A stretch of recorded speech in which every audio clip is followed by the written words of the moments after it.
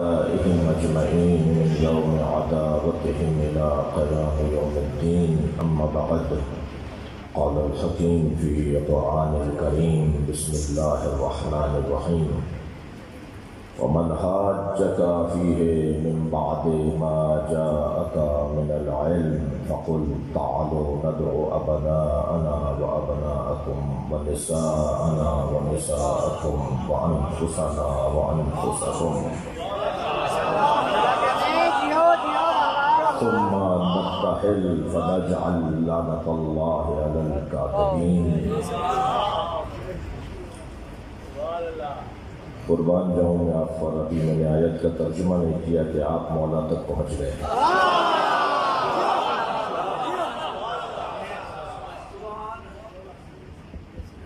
یہ حسن ہے اس دروازے پر بیٹھنے والوں کا.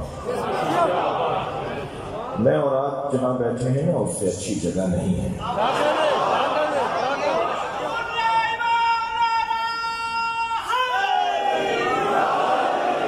دنیا کہاں بیٹھی ہے مجھے اس سے غرض نہیں ہے، مگر میں جہاں بیٹھا ہوں وہاں سے جنت کا رستہ بنتا ہے.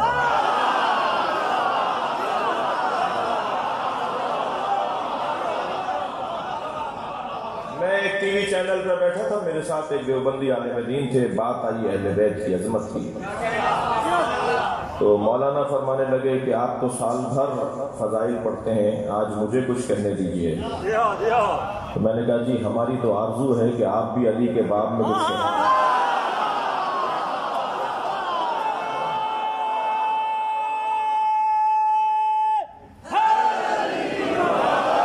تو بہت اچھا جملہ انہوں نے کہا خبردار اہل بیت کے ساتھ کسی کو مقایسہ نہ کرنا، اہل بیت کے برابر میں کسی کو لا کے نہ بٹھانا. اب ایک مفتی، جناب مفتی میں نام لینے سے گریز کر رہا ہوں، ایک دیوبندی عالم دین کا بڑا حسین جملہ، وہ کہتے ہیں خبردار اہل بیت کے برابر میں کوئی بیٹھنے کے قابل نہیں ہے.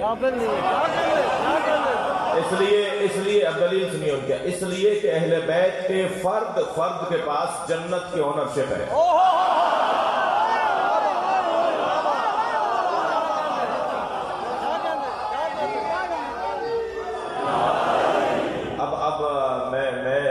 اس سے اونچا جملہ نہ کہہ پاؤں تو پھر میری حیثیت کیا، میری محنت کیا، میرا فائدہ کیا. تو میں نے مفتاح سے کہا، میں کہا مفتاح بہت اچھا جملہ ہے، مگر ایک جملہ مجھ سے بھی قبول کر لیجئے. دنیا کے معتبر ترین لوگ، اسلام کے معتبر ترین لوگ اپنی جنت کا یقین نہیں رکھتے، اہل بیت ہماری جنت کی ضمانت.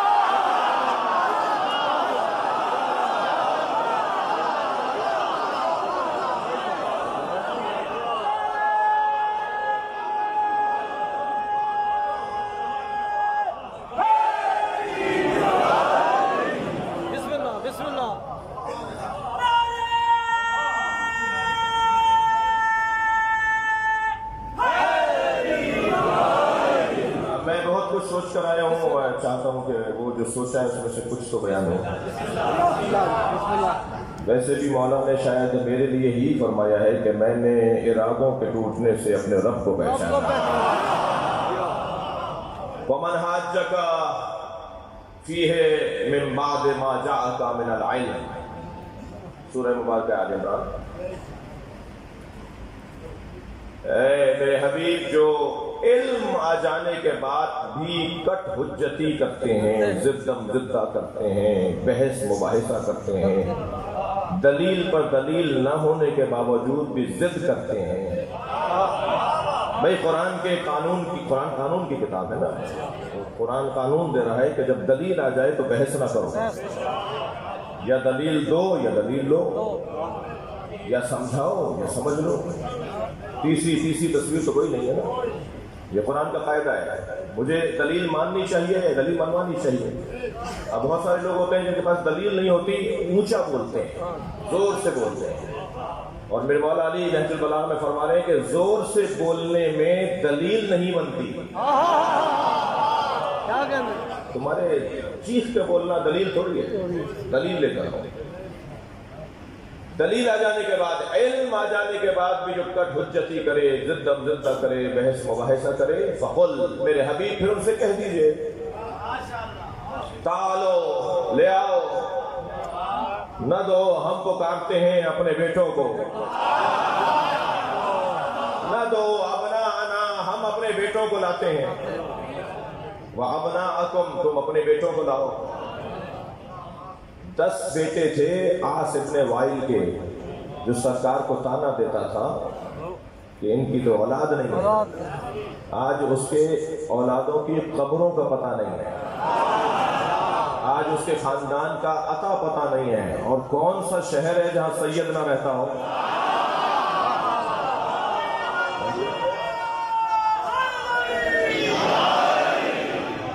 قالوا نہ دو ابنانا ہم اپنے بیٹے لاتے ہیں تم اپنے بیٹے لاؤ۔ اللہ اکبر۔ میں یہی ایک جملہ کہنا چاہتا ہوں، مضمون تو یہ سوچا تھا کہ حقیقت محمدیہ اور حقیقت علویہ ایک ہے، اس مضمون پہ بات نہ بھی ہو پائے تو ایک جملہ سنتے جائیے گا۔ حقیقت محمدیہ اور حقیقت علویہ، نبی اور علی ایک وجود کی 2 تصویریں ہیں، حقیقت دونوں کی ایک ہے، جلوے 2 ہیں، جلوے 2 ہیں، اور جس کی حقیقت ایک ہوتی ہے، جی حقیقت منطق میں ہم فلسفے میں پڑھتے ہیں، مدرسے میں ہم پڑھتے ہیں، حقیقت کی تعریف ہوتی ہے یہ کون ہے، یہ کون ہے کا جواب جب آ جائے تو حقیقت روشن ہو جاتی ہے۔ جب میں کہوں گا سرکار کون ہے تو جواب دیا جائے گا علی، جب میں پوچھوں گا علی کون ہے جواب دیا جائے گا محمد۔ بھئی اگر تھکے ہوئے نہیں ہے تو ایک اور بات اپنی مضبوط کرنے کے لیے دلیل دے رہا ہوں۔ اللہ نے شیطان سے کہا یا ابلیس ما منعک ان تسجد لما خلقت بیدی، تجھے اسے سجدہ کرنے سے کس نے روکا تھا جسے میں نے اپنے دونوں ہاتھوں سے بنایا ہے؟ استکبرتا، متکبر ہو گیا تھا، ام کنت من العالین، یا عالین میں سے تھا۔ بھئی اگر آمادہ بیٹھے تو میں جملہ کہتا ہوں آگے بڑھ رہا ہوں، عالین علی کی جمع ہے،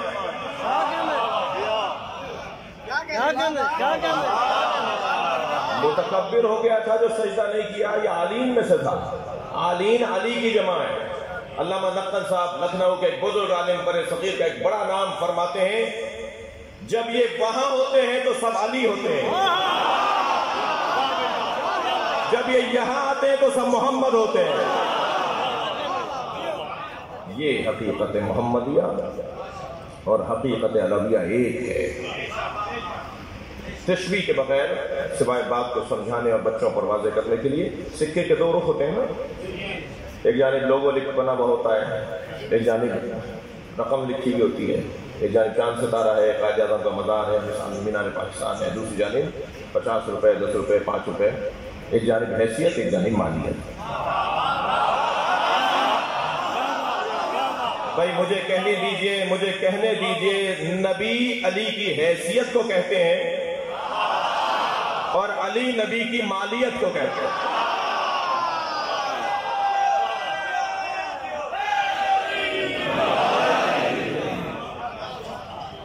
نہ تو ابناءکم ہم اپنے بیٹے لاتے ہیں تم اپنے بیٹے لاؤ، وَنِسَاءَنَا وَنِسَاءَكُمْ ہم اپنی بیٹیاں لاتے ہیں تم اپنی بیٹیاں لاؤ۔ سرکار نے تو گنجائش کم نہیں رکھی تھی، کوئی ہوتا تو آتا نا، ہم اپنی بیٹیاں لاتے ہیں تم اپنی بیٹیاں لاؤ۔ اب یہاں پر ترجمے کے اندر میں تھوڑا سا آپ سے سہارا چاہوں گا، آپ قرآن مجید جا کے دیکھیے، کچھ ہماری طرف سے بھی بے توجہی ہے اور ہمارے بھائیوں کی طرف سے تو بھرپور بے توجہیاں ہیں۔ ترجمے میں کیا لکھا جا رہا ہے؟ ترجمے میں کہا جا رہا ہے ہم اپنے نفسوں کو لاتے ہیں تم اپنے نفسوں کو لاؤ۔ یہ کیا ترجمہ ہوا؟ انفسنا، صرف نا کا ترجمہ کر دیا، انفس کا ترجمہ تو کیجئے۔ جہاں بھی عظمت اہل بیت کی بات آئے باتوں میں عربی نہیں آتی،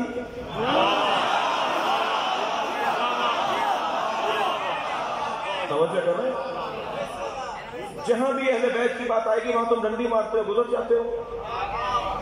مگر خبردار، میں اہل بیت سے بغض رکھنے والوں کے لیے جملہ کہہ رہا ہوں، خبردار ساری دنیا کے مبغضین جمع بھی ہو جائیں تو علی کی فضیلت کا ایک میم اور فے کم نہیں کر سکتے۔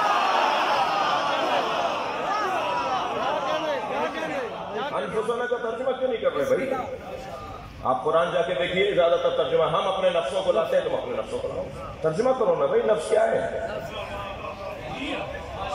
بھائی میں اس ترجمہ کرنے سے پہلے آپ سے سہارا چاہوں گا۔ قرآن مجید کے اندر 2 آیتیں ایسی ہیں جن کا مجھے میرا سوال ہے امت کے اہل دقت سے اور پڑھے لکھے لوگوں سے اور عربی دانوں سے اور مفسرین سے اور محدثین سے۔ ارشاد حضرت حق ہو رہا ہے، یا ایھا النبی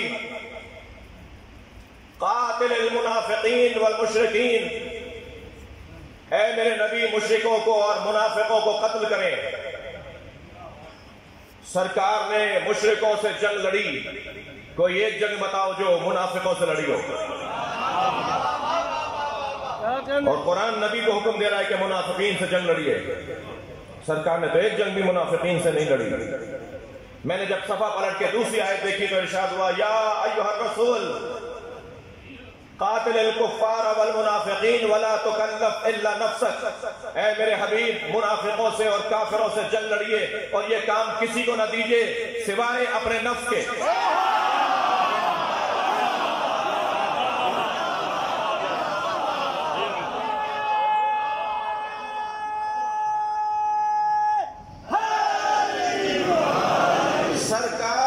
سرکار نے کون سی، اول تو سرکار نے کسی کافر سے بھی جنگ نہیں لڑی۔ کوئی ایک جنگ بتائیے جو سرکار نے میدان میں اتر کے تلوار ہاتھ میں لی ہو۔ سرکار نے تو 2 چیزیں تو ہاتھ میں ہی نہیں لی نا، قلم کبھی ہاتھ میں نہیں لیا، تلوار کبھی ہاتھ میں نہیں لی۔ تلوار اس لیے ہاتھ میں نبی کے جچتی نہیں ہے کہ جو رحمت للعالمین ہو، اس کے ہاتھ میں تلوار تو جچتی نہیں ہے۔ اور سرکار نے قلم اس لیے ہاتھ میں نہیں لیا کہ اگر کسی ایک نے بھی لکھتے ہوئے دیکھ لیا ہوتا، کچھ بھی لکھتے ہوئے دیکھ لیا ہوتا تو کہتے ہیں یہ قرآن انہوں نے لکھا ہے۔ ہم قلم کو یہ ہاتھ نہیں لگائیں گے، اللہ کا کلام اللہ کا رہے۔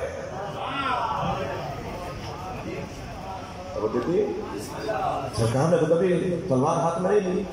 ایک آدمی سرکار کے ہاتھوں سے مرا ہے، ایک آدمی۔ منافقین کافرین مشرکین تو نہیں مرے، تو پھر یہ کس نے مارے؟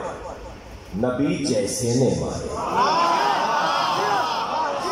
اب ترجمہ میں چاہوں گا کہ آپ کی توجہ ہو جائے۔ کیا ہے ترجمہ؟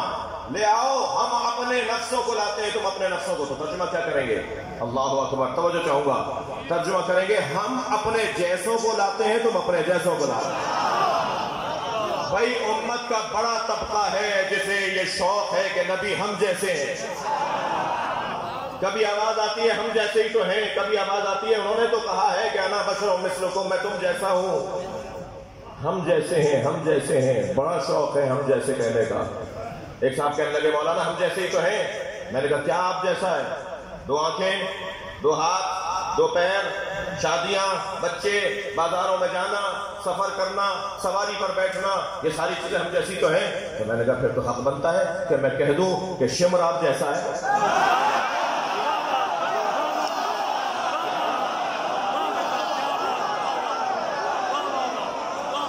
یزید آپ جیسا ہے؟ تو کہنے لگے مولانا یہ توہین ہوگی، آپ ہماری توہین کر رہے ہیں۔ میں نے کہا اس کے بھی 2 ہاتھ ہیں، اس کے بھی 2 کان ہیں، اس کے بھی 2 آنکھیں ہیں، وہ بھی بازار جاتا ہے، وہ بھی شادی بیاہ کرتا ہے، وہ بھی سواریوں پر بیٹھتا ہے۔ کہنے لگا کہاں یزید، کہاں ہم، کہاں شمر، کہاں ہم، ہمیں کیوں ملا رہے ہیں اس کے ساتھ؟ میں نے کہا ہم بھی تو یہی کہہ رہے ہیں، کہاں مصطفیٰ، کہاں مقتدیٰ، کہاں تم بھائی انفسنا، ہم اپنے جیسوں کو لاتے ہیں، تم اپنے۔ ایک ذات ہے، صرف ایک ذات ہے کہ جسے نبی نے اپنے جیسا چاہا، وہ مولا علی کی ذات ہے۔ بھائی اگر تھکے ہوئے نہیں ہیں تو میں آگے بڑھوں۔ بہت شکر گزار ہوں آپ کی توجہات کا۔ امام احمد ابن حنبل بڑا نام ہے ہمارے بھائیوں کا، اور میں اپنے بچوں سے گزارش کروں گا کہ علماء اہل سنت کا احترام کیا کریں۔ میں اور آپ تو علی کے ماننے والے ہیں، ہمیں تو پنڈتوں کا بھی احترام کرنا چاہیے، ہمیں تو عیسائیوں کا بھی احترام کرنا چاہیے، ہمیں تو غیر مسلم علماء کا بھی احترام کرنا چاہیے۔ اس لیے کہ اگر پنڈت نہیں ہوگا تو ہندوؤں کے بارے میں بات کس سے ہوگی؟ اگر ہم عیسائیوں کے بارے میں کوئی بات کرنے جائیں گے تو اگر پادری کوئی نہیں ہوگا تو ہم بات کس سے کریں گے؟ قرآن نے تو منع کیا ہے جاہلوں سے بات نہ کرو۔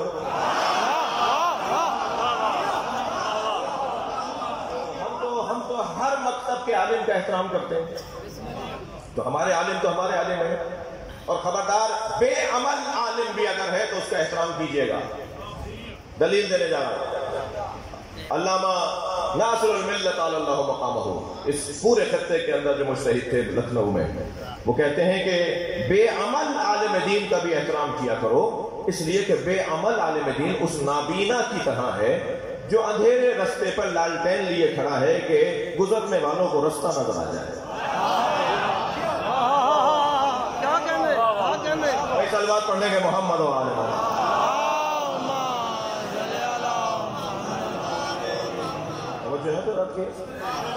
امام احمد ابن حنبل، اگر ان چاروں اماموں پر بات کی نا تو بہت ہی حسین بات ہوگی، مگر موضوع سے بہت دور ہو جاؤں گا۔ یہ چاروں امام جو ہمارے بھائیوں کے چار امام ہیں نا، یہ چاروں امام شیعہ تھے۔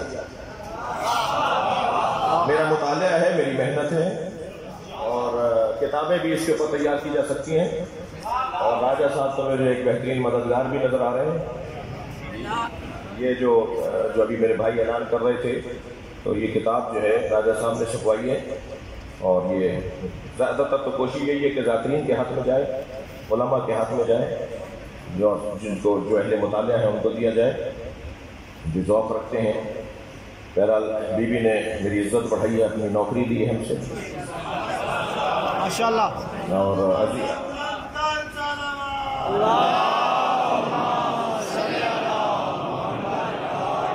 امام احمد ابن حنبل ہے۔ اللہ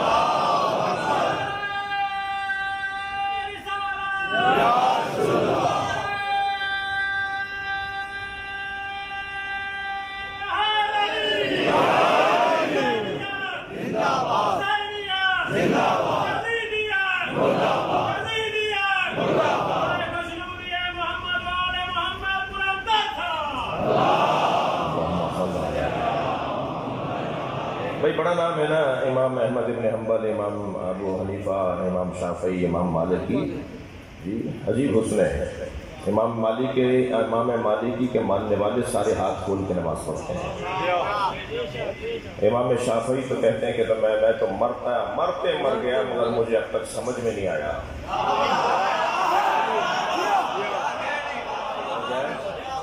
اور امام اعظم کی تو 18 دلیلیں، ایک لکھنؤ سے کتاب ایک بزرگ نے لکھی ہے، کوئی 90 سال پہلے 18 دلیلیں انہوں نے قائم کی ہیں کہ امام اعظم ابو حنیفہ جو تھے وہ شیعہ تھے۔ حضرت زید شہید کا دور ہے، اور حضرت زید شہید کے بارے میں ان کا کیا تعلق تھا، اور زید شہید کی جو تحریک تھی وہ شیعی تحریک تھی۔ حضرت مختار کی تحریک شیعی تحریک تھی، جی عبداللہ ابن فخر کی تحریک شیعی تحریک تھی۔ 8-10 تحریکیں ائمہ کے زمانے میں شیعہ تحریکیں چلیں دفاع کے حوالے سے، تشیع کے دفاع کے حوالے سے۔ تو اس میں ایک بڑا نام، بڑی تحریک جناب زید شہید کی تھی، جو زیدی سادات کے موری سے اعلیٰ بھی ہیں، اور زیدیہ فرقے کے امام بھی ہیں۔ یہ جو حوثی قبیلہ ہے یمن کے اندر، یہ انہیں اپنا 5واں امام مانتا ہے۔ تو حضرت زید، تو امام اعظم کا ایک قصہ علیحدہ۔ امام احمد ابن حنبل سے ایک شخص نے ایک سوال کیا، اپنے ساتھ ایک شیعہ جوان بھی لے گیا۔ چلو میں اپنے امام سے ایک سوال کرتا ہوں، چلو میں اپنے امام سے سوال کروں گا، تم بھی میرے ساتھ چلو۔ ایک شیعہ کو بھی لے گیا۔ اچھا، شیعہ کو لے جانے کا مقصد اس کا کیا تھا، وہ روایت مکمل ہوگی تو آپ کو احساس ہوگا۔ امام احمد حنبل کے قریب جا کے بیٹھے، کہنے لگے بتائیے رسول اللہ پر، سرکار دو جہاں پر جبریل کتنی مرتبہ نازل ہوئے؟ امام احمد ابن حنبل، ذرا ایک سوال ہے آپ سے، نبی مکرم پر جبریل کتنی مرتبہ نازل ہوئے؟ احمد ابن حنبل نے کہا 12,000 دفعہ۔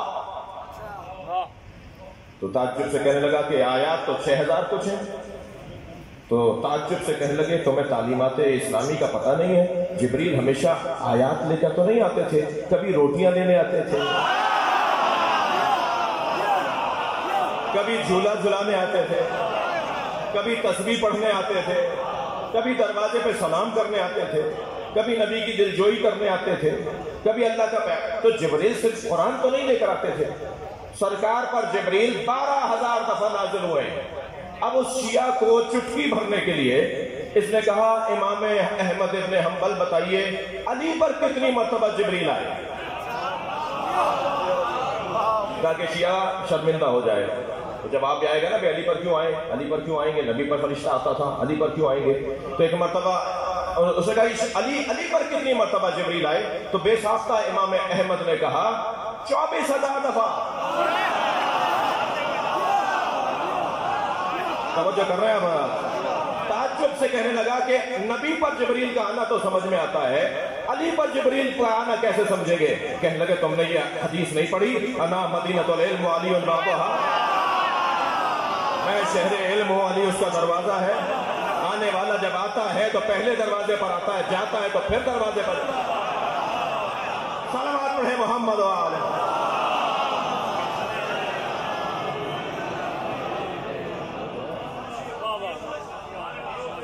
عزیزان گرامی، انفسنا، نبی جیسا وجود سرکار کا وجود ہے، میرے مولا علی کا وجود نبی جیسا وجود ہے۔ ایک دلیل اور آگے بڑھو، خبردار کسی کو علی کے ساتھ مقایسہ نہ کیجیے گا، میں آپ کے تبسط سے کسی کو کہہ رہا ہوں، علی کے ساتھ کسی کو مقایسہ نہیں کیجیے گا، برابر میں علی کے کوئی بیٹھنے کے قابل ہی نہیں ہے۔ اور ویسے بھی پیروں کو مریدوں نے بنوایا ہے۔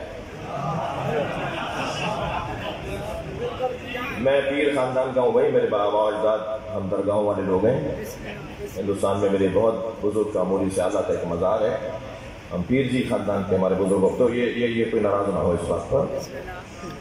تو الحمدللہ، تو یہ ایک بڑی عجیب کیفیت ہے، اکثر پیروں کو پتہ ہی نہیں ہوتا کہ میرے اندر یہ کمال ہے جو مرید بتا رہا ہے۔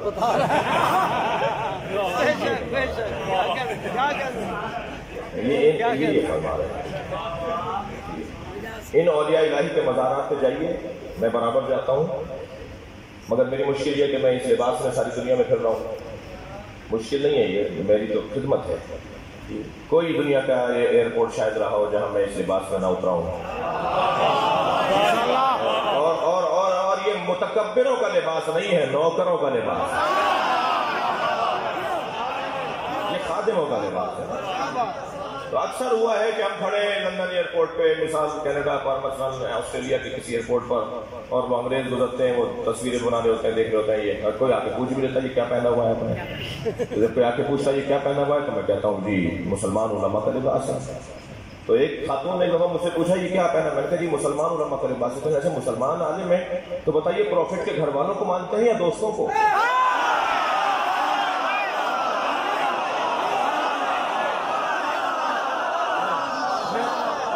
میں نے کہا کہ ہم پروفٹ کے دوستوں کا احترام کرتے ہیں مگر پیروی گھر والوں کی کرتے ہیں۔ تو وہ ایک جملہ کہتی ہوئی آگے بڑھی، وہ جملہ سن لے، وہ جملہ کہتی ہوئی آگے بڑھی، ہاں وہ جو پروفٹ کے گھر والوں کو مانتے ہیں نا وہ اچھے مسلمان ہیں۔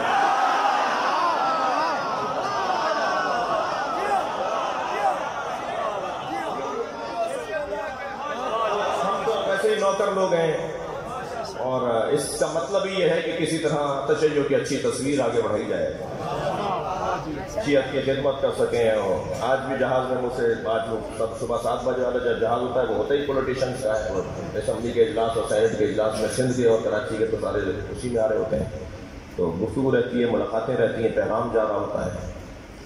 میں نے ایک شخص کے بازو پر، ایک شخصیت کے بازو پر امام ضامن باندھا تھا، یا علی مدد باندھا تھا۔ تو کچھ باتیں ہوئیں، اب بھی ہلکی پھلکی ہو رہی ہوتی ہیں، تو میں نے اس وقت یہ کہا تھا کہ میں جس کرسی پر بیٹھا ہوں نا اس سے اونچی کرسی نہیں ہے، تو ہمیں کوئی اور مطلب تو ہے ہی نہیں۔ 2 بڑے کام ہم نے الحمدللہ ان دوستوں سے لے لیے ہیں۔ ہم نے سے مراد میں نے کوئی گاڑی نہیں لے لی، گاڑیوں اور سواریوں والے تو ہم خاندانی ہیں، خاندانی زمیندار ہیں، خاندانی عزادار ہیں، ماتمی گھرانہ ہے، عزادار گھرانہ ہے۔ شاید ہی پاکستان میں کوئی، شاید ہوگا، یقیناً ہونا بھی چاہیے، شاید ہی کوئی عالم، کوئی امامے والا ہو جس کے پاس اپنا ذوالجنہ ہو۔ میں الحمدللہ ذوالجنہ کی خدمت کرنے والا ہوں۔ ہمارا جو خاندانی عزاداری میں حصہ ہے نا وہ ذوالجنہ کی خدمت کا تھا، تو وہ میں نے اپنے خاندان کے بزرگوں سے اجازت لے کے کہا کہ یہ خدمت میں کروں گا۔ تو الحمدللہ ہماری اپنی عزاداری ہے، 150-200 سال پرانا جلوس ہمارے گھر کا ہے، اور یہ تعارف اس لیے نہیں کرا رہا کہ مجھے کسی کی ضرورت ہے کہ کوئی مجھے سمجھے، باتیں اس طرح کی کوئی بات نہیں ہے۔ بات اتنی ہے کہ جن کے پاس نئی دولت آتی ہے نا ان سے تو آپ گھبرا کے رہا کریں، خاندانی لوگوں سے ہر ایک کے بارے میں، خاندانی لوگوں کے بارے میں 4 دفعہ سوچا تو ہم نے اس لیے نہیں مانگا تھا امام ضامن کہ ہمیں کچھ چاہیے، کیا دے دیں گے وہ ہمیں؟ میں نے ایک مصرع 2 مصرے سنا رہا ہوں، ہم فقیروں سے دوستی کر لو بھائی، ہم فقیروں سے دوستی کر لو، گر سکھا دیں گے بادشاہی کے۔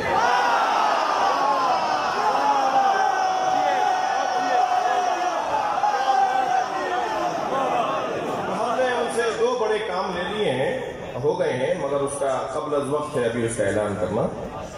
ہو سکتا ہے کہ محرم کے کسی بڑے اجتماع میں ہم اس کا اعلان کریں اور آپ سب کو پتہ بھی چل جائے گا۔ ایک 70 سال پرانا کام ہمارا رکا ہوا تھا، ہمارے بزرگوں نے محنت کی مگر ایک نتیجے تک نہیں پہنچ پائے۔ ماشاءاللہ پوری شیعت کی بات کرو، میں نے کہا ذاتی کوئی کام نہیں ہے۔ پیواڑ کی چوٹی سے لے کے کراچی کے ساحل تک ایک شیعہ کے وہ کام آئے گا تو وہ ہونے جا رہا ہے، اور ہمارا حق ہے، ہم اس ملک میں رہتے ہیں، یہ ہم نے کوئی بھیک بھی نہیں مانگی ہے، یہ کوئی احسان بھی نہیں ہے، ہمارا حق تھا۔ یہ اور بات ہے کہ حق پہچاننے والے کی تعریف ہونی چاہیے، اس کے لیے اچھا جملے ہونے چاہیے۔ توجہ میرے ساتھ ہے نا؟ تو یہ جو کیفیت ہے، تو ایک صاحب کہنے لگے کہ جی آپ شیعہ آدمی، میں آپ سے ایک سوال کر لوں؟ میں نے کہا جی میں تو پہن کے اس لیے پھر رہا ہوں کہ آپ سوال کریں، پہن کے اس لیے پھر رہا ہوں کہ آپ ہمارے بارے میں خود سے فیصلے کرتے ہیں، ہم سے نہیں پوچھتے۔ یا علی مدد میں بولتا ہوں، تشریح آپ کریں گے؟ بھائی جو بولتا نہیں ہے وہ کیسے سمجھائے گا کہ یہ علی مدد کا مطلب کیا ہے؟ وہی سمجھائے گا نا جو بولتا ہے۔ میں مولا علی سے مدد مانگتا ہوں تو مجھ سے پوچھو میں کیا سمجھ کے مدد مانگتا ہوں؟ وہ شیعہ ہی نہیں ہے جو علی کو اللہ بولتا ہو۔ یہ نصیریت کا ممبر تو نہیں ہے نا، یہ تو شیعت کا ممبر ہے۔ میں جناب راجہ صاحب سے کہوں راجہ صاحب مجھے 1 لاکھ روپے کی ضرورت ہے، راجہ صاحب کہیں اللہ سے مانگیے، اور میں کہوں راجہ صاحب فرمائیں اللہ سے مانگیے، اور میں ان سے کہوں کہ نہیں میں اب اللہ سے نہیں مانگوں گا، آپ سے مانگوں گا، آپ دیں گے، اللہ نہیں دے رہا معاذ اللہ۔ یہ مانگنا تو ہے مگر کفریہ انداز ہے، اللہ کا انکار کر کے کسی سے کچھ مانگنا یہ کفر ہے۔ ایک دن میں نے کہا کہ جی مجھے کچھ رقم دے دیجئے، مثال ہے، اس کے علاوہ کچھ اور نہیں ہے، آپ کچھ اور نہیں سوچیے گا۔ تو فرمانے لگے کہ اللہ سے مانگیے، میں نے کہا جی کل اللہ سے مانگا تھا، اس نے دے دیا تھا، آج پھر ضرورت پڑی، آج آپ دے دیجئے، کل پھر مانگوں گا، آج آپ سے مانگ رہا ہوں۔ یہ پارٹ ٹائم کے لیے اللہ کو ماننا شرک ہے، اللہ کبھی کبھی کے لیے نہیں ہے۔ بھائی تھکے بیٹھے ہیں آپ، تھوڑا سا لگ رہا ہے، اللہ کبھی کبھی کے لیے نہیں ہے کہ کل اللہ، آج کوئی اور کل اللہ، ایسے نہیں ہے۔ میں نے ایک مرتبہ کہا راج صاحب مجھے 1 لاکھ روپے دے دیجئے، کہنے لگے جی اللہ سے مانگیے، میں نے کہا میں اللہ سے مانگ رہا ہوں، آپ تو مجھ سے مانگ رہے ہیں، میں نے کہا آپ کو دیا کس نے؟ میں جب مولا علی سے مانگتا ہوں تو مجھ سے پوچھو میں کیا سمجھ کے مانگتا ہوں۔ مجھے یقین ہے کہ اللہ علی کو دیتا ہے اور علی بانٹ دیتا ہے۔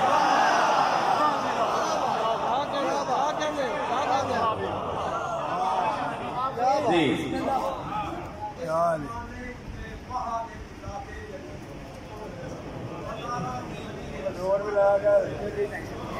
تھوڑا مختصر ہو جائے، بڑی محنت ہے۔ جی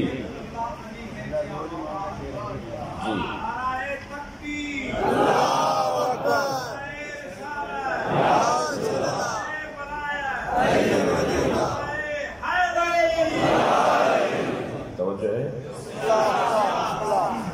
احمد جناب عبداللہ بن مسعود، بڑا نام ہے نا، بھائی ہمارے کہتے ہیں کہ وہ عشرہ مبشرہ میں سے تھے، اور اس بحث میں بھی نہیں جانا چاہتا کہ عشرہ مبشرہ کا کیا مطلب ہے۔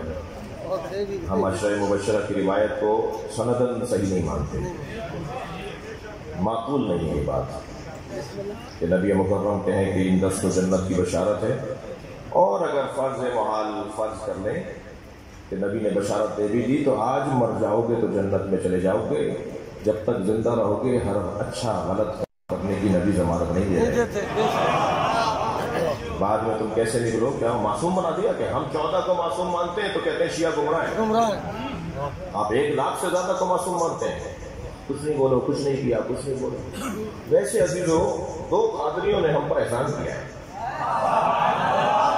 ایک کراچی کے قادری نے بے خطا بے گناہ فلانا فلانا،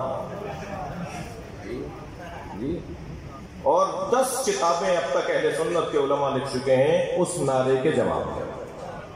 تو مجھے تو کچھ کہنے کی ضرورت ہی نہیں ہے. احادیث موضوعہ فی فضائل معاویہ، کتاب کا نام تو بتاؤں گا نا. وہ جعلی حدیثیں جو معاویہ کی شان میں لکھی گئی ہیں. شام میں حدیث سازی کی فیکٹری لگی تھی جس کا ہیڈ ماسٹر حضرت ابو ہریرہ تھا. وہی پریشان ہو رہے ہیں.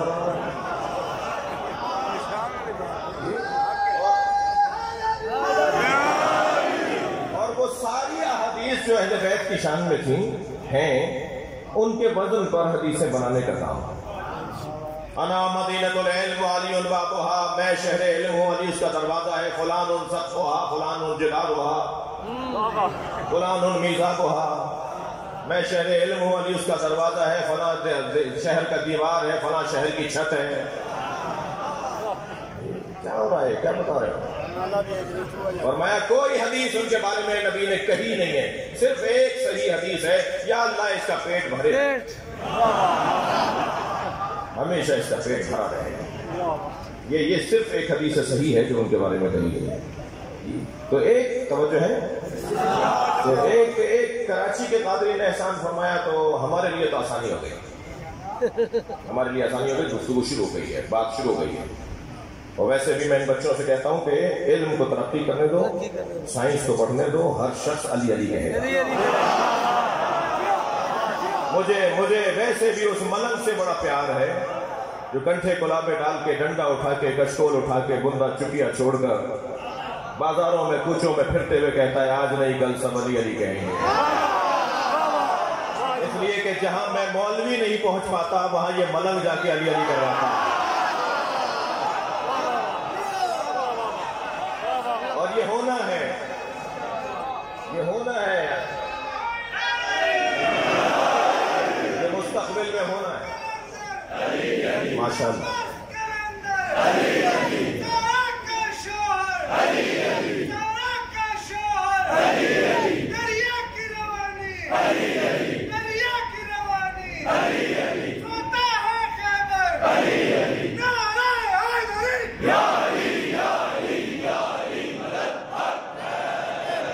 اور ایک لاہور کے قادری نے ہم پہ احسان کیا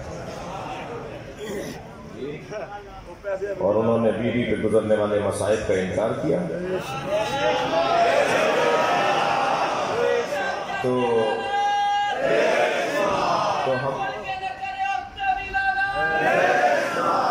ہم نے یہ فیس بک پہ تو 34 کتابیں دکھائی ہیں مگر کتاب میں 40 ہیں. یہ 40 کتابیں کتابوں کے عکس ہیں بھائی، پوری کتاب کی فوٹو کاپی ہے، ورنہ کہیں گے انہوں نے خود بڑھا دیا.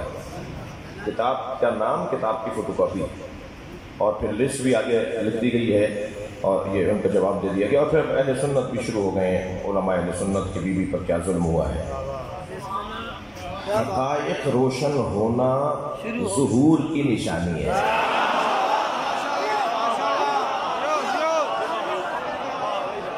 یقین جانیے حقیقتیں کھل رہی ہیں اور یہ خوشبو آ رہی ہے کہ امام آ رہے ہیں، مولا آ رہے ہیں، صاحب آ رہے ہیں، قائم آ رہے ہیں. بہت جلدی واضح ہوگا. امام تو وہ کوئی کام نہیں کریں گے نا جو سمجھ میں نہ آ رہا ہو.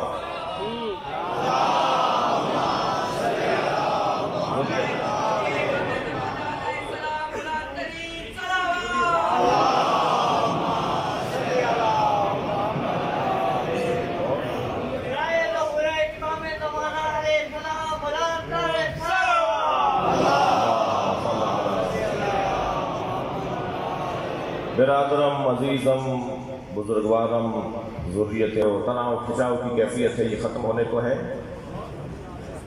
یہ انشاءاللہ بہتری کی طرف جا رہی ہے. غلط فہمیاں دور ہو رہی ہیں، قربتیں بڑھ رہی ہیں. جی توجہ کر لیا آپ نے. تو ایک کراچی کے قادری نے، وہ جملہ پورا کر دوں، اور ایک لاہور کے قادری نے ہم پر مہربانی فرمائی ہے. اور یہ بھی اللہ کرواتا ہے بھائی، یہ کام بھی اللہ کے ہیں. اللہ کے کام بھی نرانے ہیں. ایسی جگہ سے رستہ بناتا ہے جہاں تصور بھی نہیں تھا. خانہ کعبہ کو گرانے کے لیے ہاتھیوں کا لشکر آیا تھا نا. اللہ نے ہاتھیوں کے مقابل اگر ہاتھی بھیج دیے ہوتے تو ہاتھیوں کی طاقت تسلیم کر لیتا نا.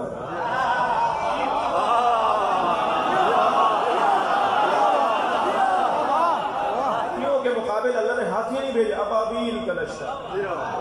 اتنا سا پرندہ جو میری مٹھی میں آ جائے، اتنا سے پرندے کی چونچ کتنی بڑی ہوگی، اس میں کنکر کتنا بڑا ہوگا، ہاتھیوں کی کھال کتنی موٹی ہے.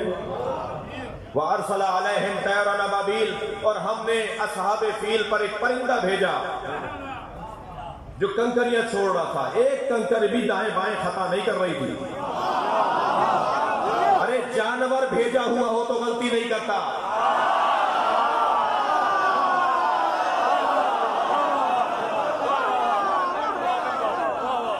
یہ اللہ کے کام ہے.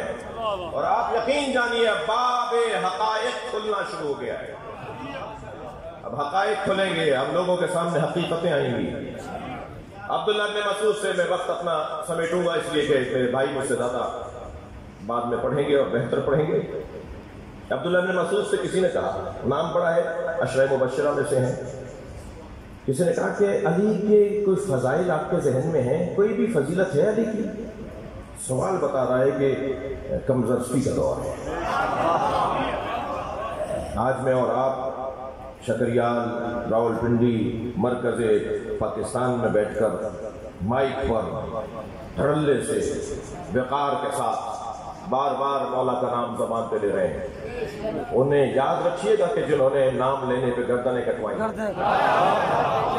جنہوں نے نام لینے پر اپنے ہاتھ پیر کٹوائے، جن کو ذبح کر کر کے گارا بنا کے دیواریں اور عمارتیں بنائی گئی، 3000 مومنین مرد اور عورتوں کو برہنہ کر کے ایک جگہ پر حجاج ابن یوسف نے رکھا تھا، صرف اس وجہ سے کہ وہ علی کا نام لیتے ہیں. 3000 مومنین کو مرد عورتوں کو ساتھ رکھا تھا برہنہ. یہ عجیب باب ہے حجاج ابن یوسف کے ظلم کے حوالے سے. یہ وقت گزرا ہے اسلام لینے پر. اسلام کو کیسے نہیں لیں گے آپ؟ کیسے اسلام کو نظر انداز کریں گے؟ محنتیں ہوئی ہیں، یہاں تک قربانیاں دی گئی ہیں. ابو ہریرہ سب مشکل کام تھا بھائی، ہر آدمی نہیں لے سکتا تھا مولا کا نام، گردنیں کٹ رہی تھی. ابو ہریرہ سے پوچھا گیا غدیر کے میدان میں آپ کہاں تھے؟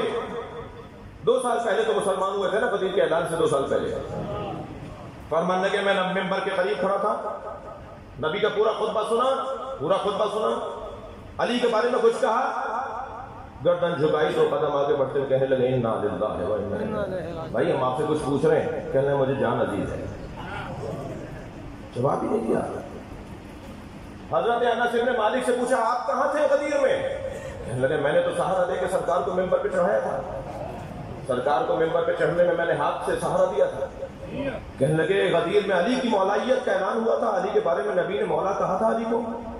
کہنے لگے میرے بچے زیادہ ہیں، خانوادہ بہت بڑا ہے، مجھے زندہ رہنا ہے. آپ ذرا دیکھیے کتنا مشکل وقت تھا. امام نسائی 6 سنی عالموں میں سے ایک معتبر بڑا عالم، مولا کے فضائل پڑھنے پہ اتنے کوڑے مارے گئے کہ زخموں کی تاب نہ لا کے کچھ دن میں رحلت فرما گئے. امام نسائی کو علی کی محبت میں مارا گیا. اور آگے بڑھوں، حسان ابن ثابت سرکار کا شاعر. میں تھوڑی سی ناانصافی کا سامنا کرتا ہوں، حسان کا نام ہمارے یہاں کم رکھا جاتا ہے، حسان کا ذکر ہمارے یہاں کم ہوتا ہے. میں پچھلے دنوں حسان کے اوپر میں تحقیق کر رہا تھا، ایک مقالہ لکھ رہا تھا. حسان ابن ثابت کو 24 سال تک شعر پڑھنے کی اجازت نہیں ہوئی مسجد میں، اس لیے کہ حسان نے علی کے سارے فضائل پر منقبتیں لکھ دی تھی. پھر نہیں ملتا تھا موقع انہیں. 24 سال تک جب مولا کا حکومت دور آیا، مولا نے فرمایا حسان کہاں ہے؟ علی کسی کی رکھتے نہیں ہے.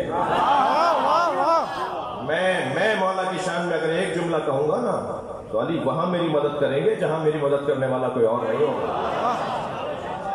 حسان کو بلایا. حسان ابن ثابت مولا کے نبی کے زمانے میں نعت کہتے تھے، منقبت کہتے تھے، نعت کہتے تھے، منقبت کہتے تھے. ایک کلام نبی کی شان میں کہتے تھے، ایک کلام علی کی شان میں. اور یہی ان کا، اور پھر اس کی وجہ سے انہیں گھر بٹھا دیا گیا. بہت مشکل دور ہے. عبداللہ بن مسعود سے کہتے ہیں عبداللہ مسعود کوئی فضیلت ہے علی کی؟ تو کہتے ہیں علی کی اب جرت کی بات ہے بھائی، جس کی جرت کی بات، جو جرت کرے گا اس کا نام لیا جائے گا. کہتے ہیں علی کے 4 فضائل کا تو میں چشمدید گواہ ہوں. بھائی میں زیادہ نہیں رکوں گا، تھوڑا میرے ساتھ توجہ رکھیے جیسے آپ کی ہے. علی کے 4 فضائل کا میں چشمدید گواہ ہوں، اور ان 4 فضائل میں ایک فضیلت بھی اگر مجھے مل جاتی تو حضرت نوح کی عمر کے برابر حکومت کو ٹھکرا دیتا، وہ فضیلت نہ ٹھکراتا.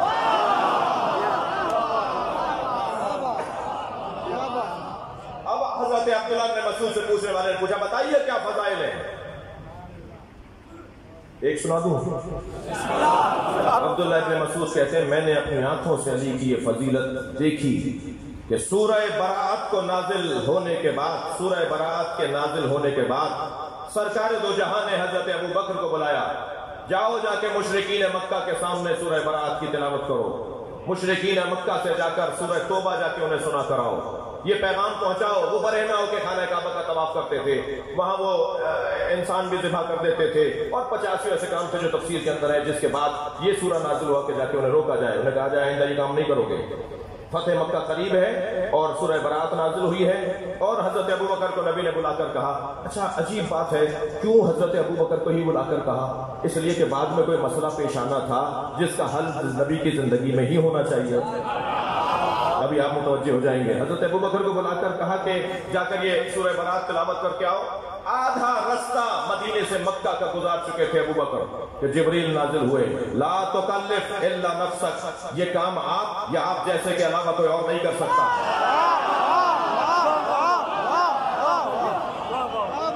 فوراً آواز دی علی کہاں ہے؟ جیسے جبریل نازل ہوئے یہ کام یا آپ کریں گے یا آپ جیسا کرے گا. ابو بکر جا چکے ہیں، حضرت ابو بکر رستے کے اندر ہیں. آواز دی آپ کے علاوہ یہ پیغام کوئی نہیں پہنچائے گا. سرکار دو جہاں نے فوراً آواز لگائی، علی کہاں ہے؟ علی کہاں ہے؟ مولا دوڑتے ہوئے آئے، تیزی سے پہنچے حضرت کی خدمت میں، یا رسول اللہ آپ نے مجھے یاد کیا ہے. علی فوراً اپنا گھوڑا تیار کرو، رستے میں جا کے ابو بکر تک پہنچو، کہیں وہ مکہ نہ پہنچ جائیں، کہیں وہ تبلیغ شروع نہ کر دیں. انہیں جا کر کہو کہ یہ کام یا رسول کریں گے یا میں کروں گا. اور نبی نے بھیجا ہے آپ کے پاس، میرے مولا کتنی عجلت سے پہنچے ہوں گے. جا کر کہا، سامنے آ کے کھڑے ہوئے، ان کے گھوڑے جا رہے تھے، وہ سامنے آ کے اپنا گھوڑا لگایا. حضرت نے فرمایا آپ کے جانے کے بعد یہ وحی آئی ہے کہ یہ کام نبی کریں گے یا علی کرے گا، یا نبی جیسا کرے گا. لہذا سرکار نے مجھے بھیجا ہے، یہ امر میرے حوالے کیجئے، یہ سورہ میرے حوالے کیجئے، یہ کام میں کروں گا. انہوں نے بھی فوراً دے دیا. بھائی اہل سنت کی تفسیروں سے پڑھا ہوں، انہوں نے بھی فوراً دے دیا.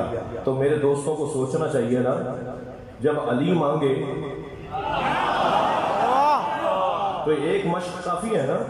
اب وہ جملہ کتنا حسین ہے جو امام حسن نے فرمایا تھا، انزل ان ممبر ابی، اتریے میرے بابا کے ممبر سے، جائیے اپنے بابا کے ممبر پر.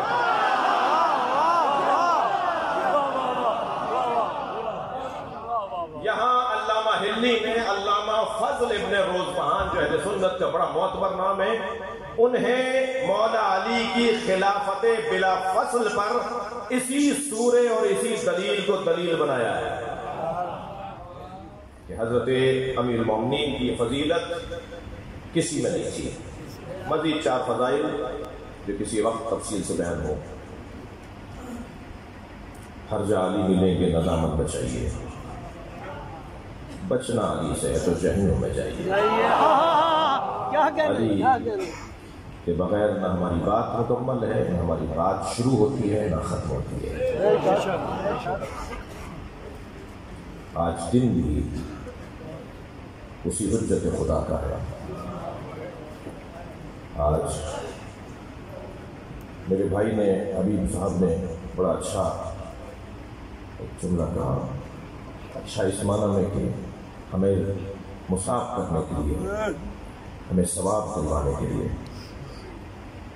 ساری دنیا حسین کو روتی ہے، آج حسین رو رہا ہے. اپنے بابا علی کو۔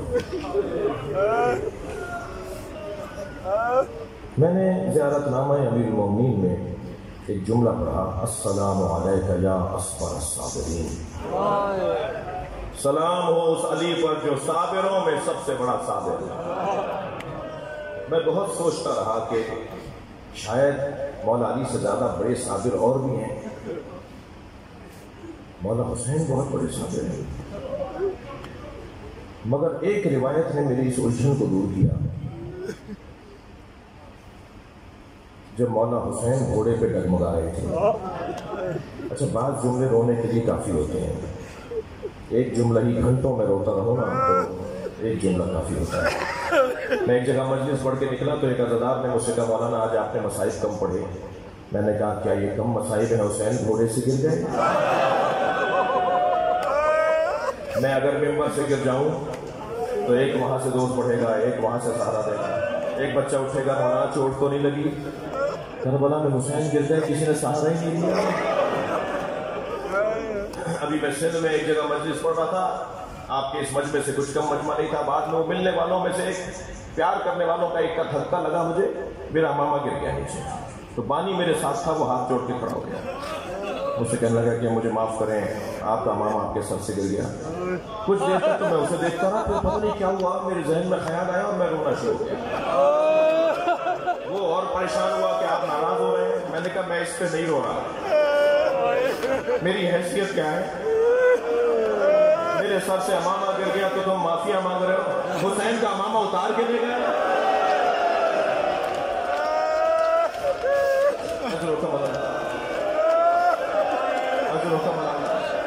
کوئی نالین اتار کے لے گیا، کوئی اما اتار کے لے گیا۔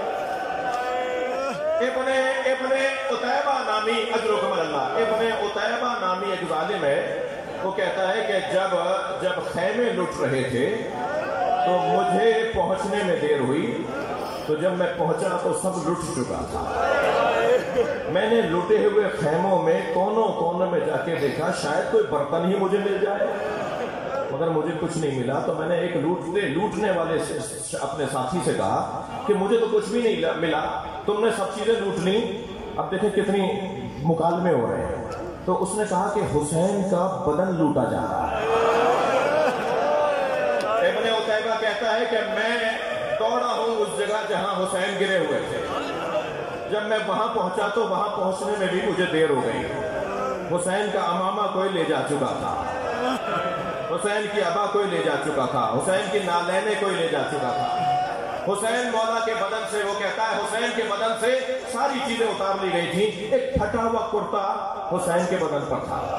میں اسے غور سے دیکھتا رہا، میں نے سوچا، ابن عتیبہ کہتا ہے میں نے سوچا کہ اس کرتے کی تو قیمت ہی نہیں ملے گی، تو میں جانے لگا، مڑنے لگا، تو میرا خیال ہوا کہ اس کرتے کو روکنے کے لیے حسین نے کمر میں پٹکا باندھا ہوا ہے۔ تو غور سے میں نے دیکھا، پھر سوچا شاید اس کی کوئی پیسے مل جائیں گے، تو میں حسین کے برابر میں بیٹھ گیا۔ میں نے اس کرتے سے پٹکا اتارنے کے لیے گرہ کھولنا شروع کی، تو حسین کا ہاتھ گرا ہوا ہے، حسین کا ہاتھ۔ آیت اللہ نظری منفرد نے قصہ کربلا میں اسے لکھا ہے، حسین کا ہاتھ اس گرہ پر آ گیا، میں نے حسین کا ہاتھ کاٹ دیا۔ میں نے پھر گرہ کھولنا چاہیے تو حسین کا دوسرا ہاتھ گرہ پر آ گیا، میں نے حسین کا دوسرا ہاتھ بھی کاٹ دیا۔